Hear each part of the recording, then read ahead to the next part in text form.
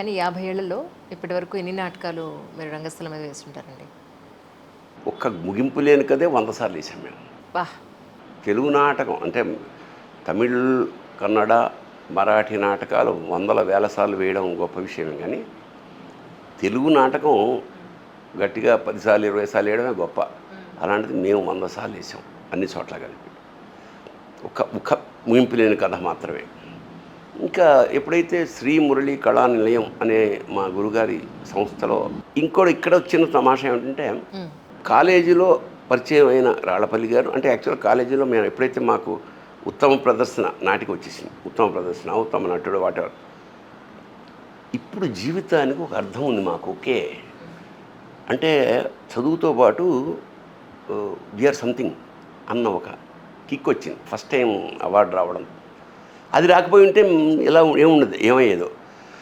వెంటనే మేమేం చేసాం, నవీన్ కళామందిర్ అని ఒక సంస్థ స్థాపించి, వన్ ఆఫ్ ఈ నాటకాల్లో వేసిన వాడింట్లో చీఫ్ గెస్ట్గా రాళ్లపల్లి గారి దగ్గరికి వెళ్ళాం. ఓహోహో! అది పరిచయానికి ఆరంభం. ఇక్కడ ఆర్వి నరసింహారావు ఆయన పేరు, రాళ్లపల్లి వెంకట నరసింహారావు. ఓహో! ఎక్కడ ఉంటారంటే సీతాఫల్ మండిలో ఉంటారు. ఆయనకి పెళ్ళయి అప్పటికి 14 రోజులు అయింది. అయ్యో, నెల రోజులు కూడా అవ్వలేదు. 16 రోజుల పండుగ లోపలే. అదే నేను అదే చెప్తుండేవాడిని అమ్మతోట, రాళ్లపల్లి గారి మిస్సెస్ తోటి, ఆ. మీకన్నా జస్ట్ 14 రోజుల తర్వాతే జాయిన్ అయ్యాం మమ్మీ ఆయన జీవితంలోకి. సార్ ఇట్లాగా ఓ నాటక సంస్థ పెట్టామండి, మీరు వచ్చి. సరే అన్నాడు, వచ్చాడు, మాట్లాడాడు, అయిపోయి మేము రిహార్సల్కి వెళ్తుండేవాళ్ళం, చూస్తుండేవాళ్ళం తప్ప మమ్మల్ని ఎప్పుడు పిలిచి నాటకంలో వేషం వేయమని అనలా ఆయన. ఓహో!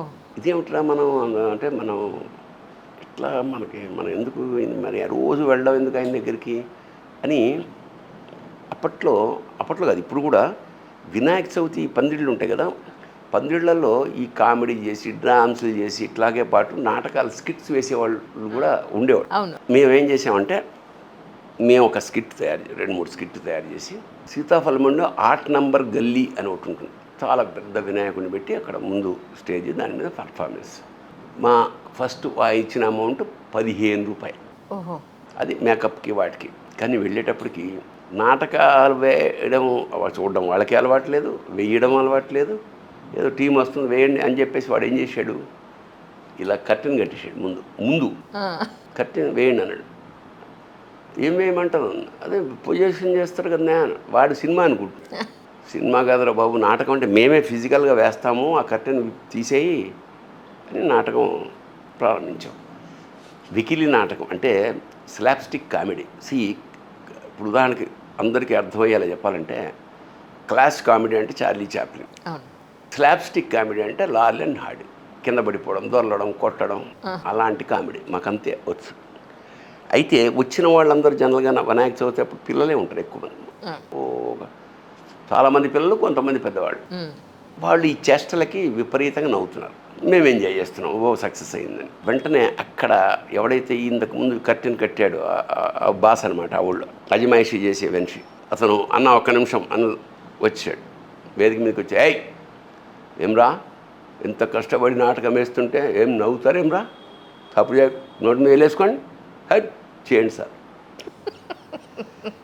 మేమన్నా మరి నీ అసలు నవ్వడమే కదా మాకు కావాల్సింది, నువ్వెవడవే బాబు అంటే అంత అవగాహన రాహిత్యం అప్పుడు నాటకాలంటే.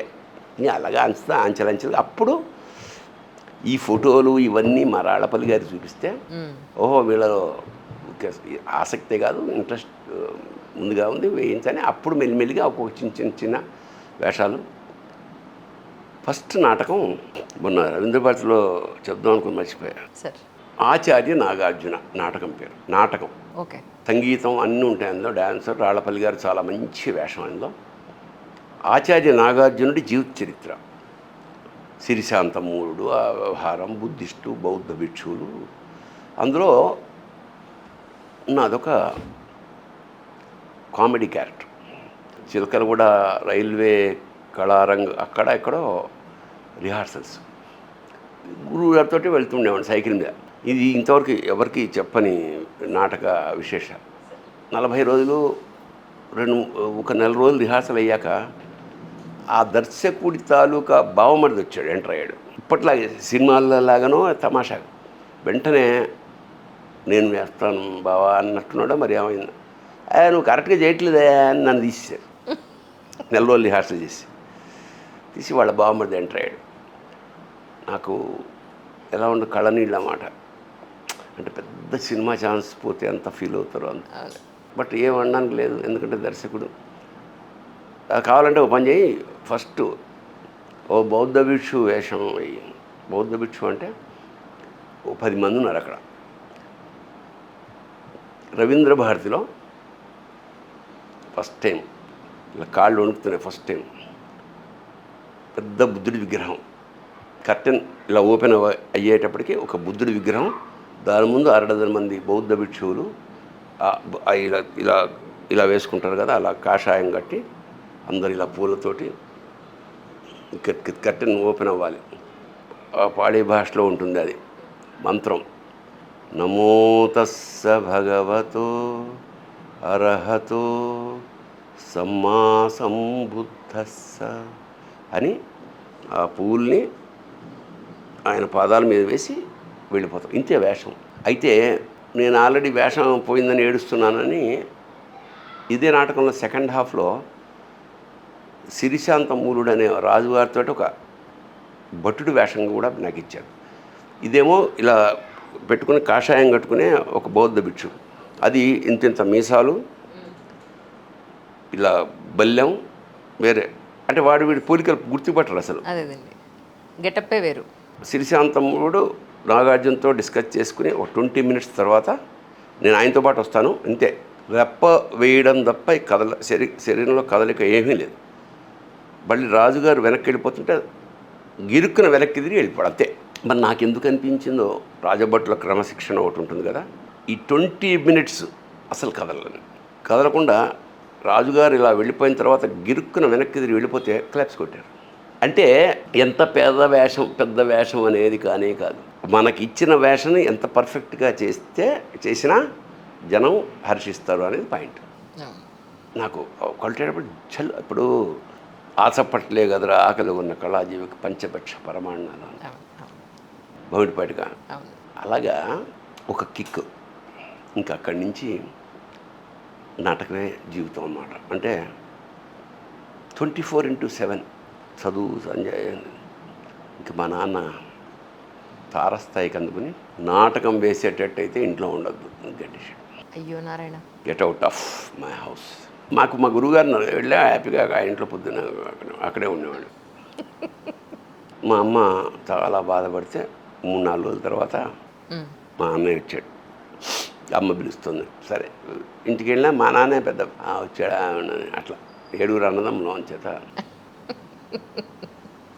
అలాగ ఒక బలమైన పునాది అది రాళ్లపల్లి గారు. కానీ మిమ్మల్ని ఇంత చక్కగా చేసే అద్భుతమైన ఆర్టిస్ట్ అని రాళ్లపల్లి గారు గుర్తించిన సందర్భం ఏది సార్? ఫస్ట్ టైం, మొట్టమొదటిసారిగా. అదే అంటున్నా కదా, ఇదే వీడిలో అంత పెద్ద వేషం తీసేసినా కూడా అవును, ఈ 2 వేషాలని పరిపూర్ణమైన న్యాయం చేశాడు వీడు అన్న ఉద్దేశంతో నెక్స్ట్ గింపలేని కథలో సొంత మామ వేషం అన్నమాట. సో అది మామూలుగా పేలదన్నమాట.